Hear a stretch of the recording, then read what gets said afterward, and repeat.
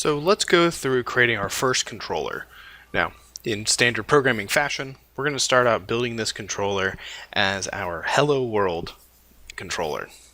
So to create a new controller, it's pretty straightforward. You go to the controllers folder, you right click, you go add, and then you want to choose controller. You'll come up with a dialog box that'll ask you what kind of controller do you want to add. There's a lot of different options here, and they each have different purposes and template designs, but we're going to go with the empty controller.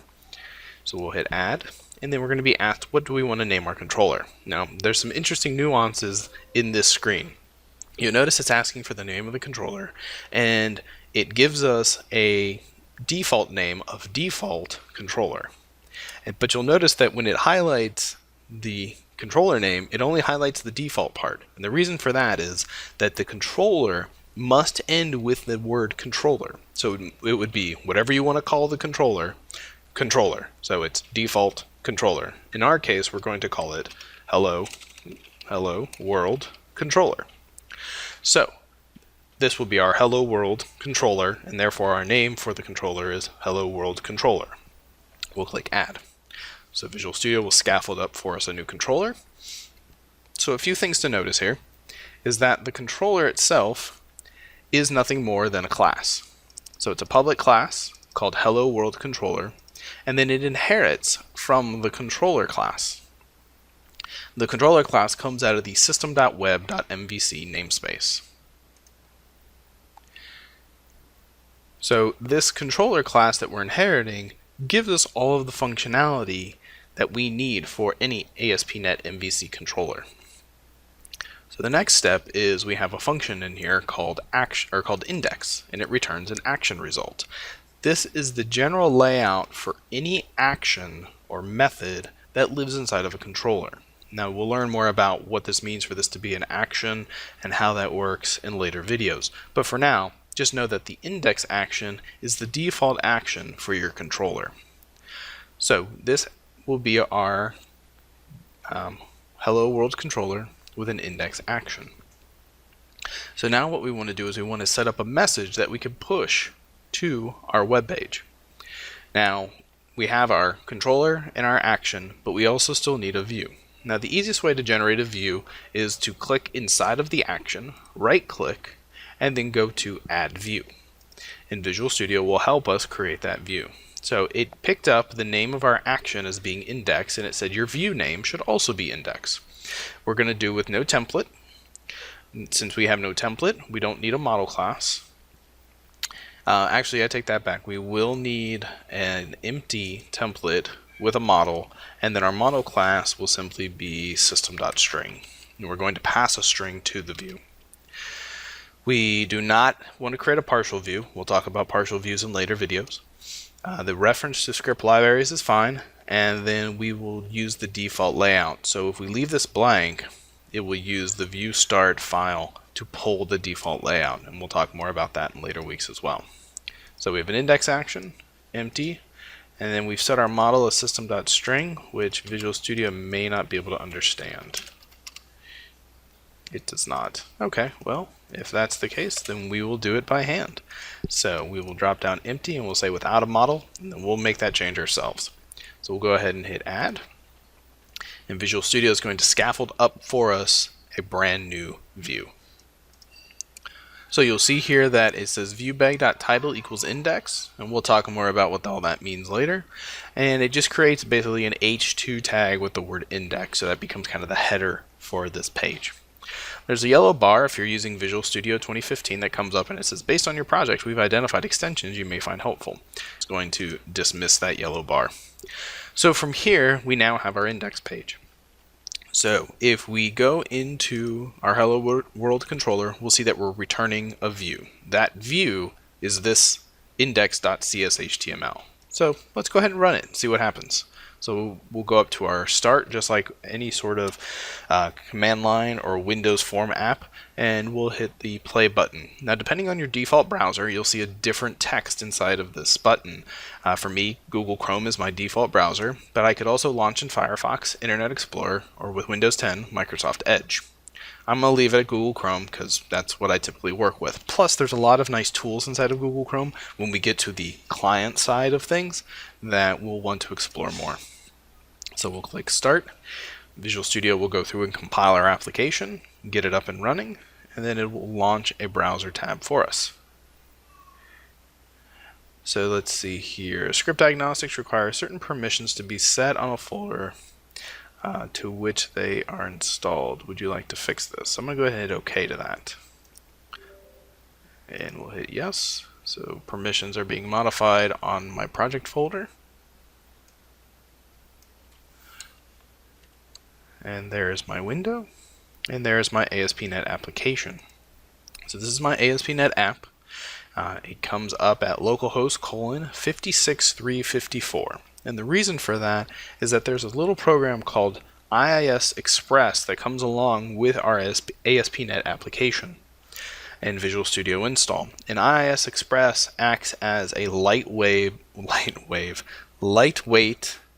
server for hosting ASP.NET apps during development. So IIS is the Internet Information Service web server that comes with Windows Server, and it also is installed on most newer Microsoft desktop operating systems. But IIS Express is explicitly designed for development purposes, and it's just a lighter weight IIS. So when that launches, it creates a random port out somewhere on your computer, and then you're connecting to localhost, which is your computer, and then that port. In this case, it's 56354. The port is not relevant. It's specific to your computer, and it's locked down so that only your local machine can access that port. So we're browsing our website that we just created locally on our own computer. So this is the default template for ASP.NET MVC. So it has application name up here. We have home, about, and contact. So those are our three actions that exist inside of our home controller. They're just presented to us as menu items. This is the default content for the index or home page. And what we want to do here is, I'm just going to kind of show you a few things real quick. So I'm going to move this browser window to the side. And then I want to also open up my home controller on the other side. And let's get this out of the way. So I just want you to see the correlation. So what we're looking at right now is the home controller's index page, which is our default web page. So if we look here, we have home, about, and contact. Well, we have an index controller, which is the default of our home controller. That index action is this web page that we're looking at on the left-hand side.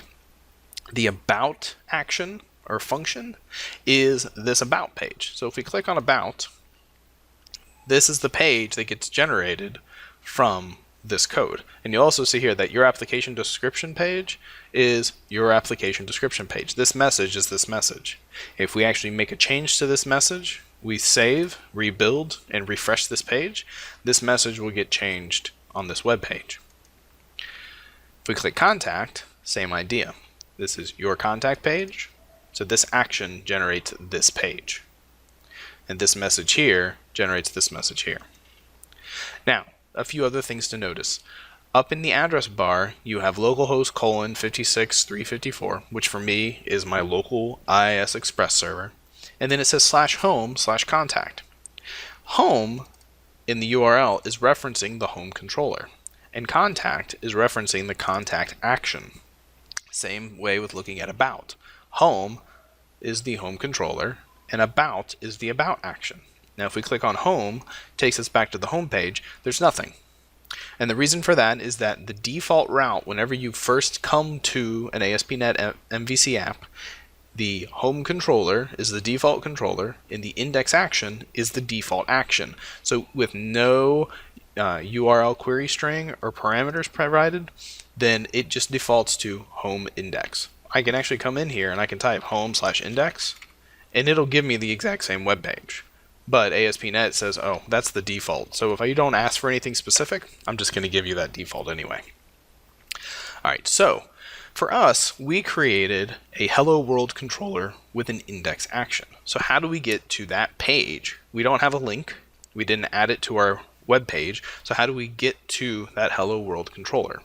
Well, in the URL, we go /helloworld/index and hit enter. And that will build and set up and now we have access to that index page. So you'll see here, this is all part of that layout. This is the navigation that comes in that underscore layout that's under View Shared. And that was under Views Shared, and this layout is an HTML document that includes the navigation here in the middle, as well as additional footer information. So there's the date, time, year, ASP.NET app, so that's this copyright 2016 piece. So all of that is coming out of this underscore layout. So if you want to change up the layout or look and feel of your website, you want to go to that Views Shared and then open up the underscore layout. All right, so this index is an H2 tag. That H2 tag is coming out of our view. So that's where those pieces relate or derive from. All right, so I want to put in a dynamic message that comes from my C# code within my controller and gets shown here on the page. So how do we do that? Well, there's a lot of different options, and the option I want to demonstrate for you is actually taking and passing model data to your view. So model data is basically a class or a variable that you will then pass to the view that then gets rendered out by the view itself. Now we're going to start really simple and then we'll scale up in later videos. So the first thing that we need to do is we need to stop debug. So come up to your stop button, hit stop, and that turns off IIS Express, disables or stops debug within Visual Studio, and we can now edit our page again. So what I'm going to do is I'm going to create a string, and I'm just going to declare a string variable called model data. And I'm going to set it equal to hello world. So that variable will become our model data. And the reason I say model data is that we're going to take that and we're going to pass it to our view, and we're going to say this is our model. This is the data that we want to use to render out our web page. Now, to pass that data to the view, we actually go down to the view method that gets called, and I'm going to delete the parenthesis and open it up again so I can show you the different overloads that are available. So the default is no parameters. We just call view, open, and close parentheses, and that just generates whatever HTML-esque web page is out there as the view that complements this action. If we hit the down arrow, we'll see that we can pass in an I view, which is an interface. We can pass in an object, which is the model, and this is the method that we're going to use. And there are different additional overloads. We can specify a particular view name. We can also specify a I view and an object model. We can specify a view name and a model. We can specify view name and a master name. And there's different derivatives of that all the way up. So what we're going to pass here is this model data. Now it gets a little interesting because what we want to pass in is we want to pass in the object model, but there's a direct overload for a string called view name. So we're going to have to do a little bit of casting with our model data to make sure that it actually comes through as an object so that the right method signature gets called. So to do that, I'm going to make one change. I'm going to change model data from a string to an object. And if you remember, all different types of classes or types within .NET Framework are all derived from objects. So every type, data type within the .NET Framework inherits object as its base class. So we can take any structure, a number, a boolean, a string, a char, any of our classes, our model classes that we create, and we can put them all inside of a variable that is of type object. So that's what I'm going to do here. So there's a string inside of model data, but the variable is looked at as an object. So I'm going to go ahead and say model data, and I'll save it. All right. So we now have our model data being passed to our index view. So let's flip back over to index.cshtml, and what we're just going to do here is we're going to write out that data to the page. Now to do that, whenever you want to inject C# code into your page, you're going to use the @ symbol to designate or identify it as C# code, just like up above here. So we're going to do @, and then I'm going to say this dot, and this gives us a list of all the properties and methods that our view has. Now even though we're looking at this as a text file, it actually is treated as a class, just like the classes we were dealing with the controller. But it's a very specialized type of class, and it has this designer component to it, so you can actually type HTML in. So it's a very interesting dynamic of how this works. You basically end up with a a web page, an HTML document or a text document, and then behind it is a class from C# that then gets merged together and executed. So it's kind of an interesting dynamic of how the two work together. So there's a lot of methods and properties, but the one that we have interest of for right now is the model property. So this .model, and this basically becomes the object that we'll be dealing with. So this model will be our model data. So we'll just go ahead and put an output here of this. We'll hit save. We'll then hit the play button to rebuild. And then we'll wait for this to rebuild. It'll launch a new instance of our browser for us. And it'll navigate to this action because we're hitting play from within here. Therefore, that's where we start. Alright, so now we have index and it says hello world. So there's our hello world application within ASP.NET MVC. If we want to change this message, we'd simply jump back to the controller and we could type something like, we would type goodbye, but we're still in debug mode. So I'm going to have to hit OK. I'm going to have to go up here and stop debug. That'll let me edit this file again. So I'm going to change hello to goodbye. And I'm going to hit save. And then I'm going to hit play again. Now when I hit play, what will happen is that this will recompile. It will relaunch a new instance of my browser into a new tab. Now since I'm launching it from the controller, it could not direct my browser to the right URL, so it went back to the default. So it went back to the home index controller in action. So I'm going to go ahead and just close that tab, which will bring me back to my index that I created for Hello World, and then I'm just going to hit the refresh button. It'll refresh, it'll recall that page, and now it says goodbye world, matching that string. So this string in our controller is being passed to the view. The view then picks it up and then outputs that model data right to the page.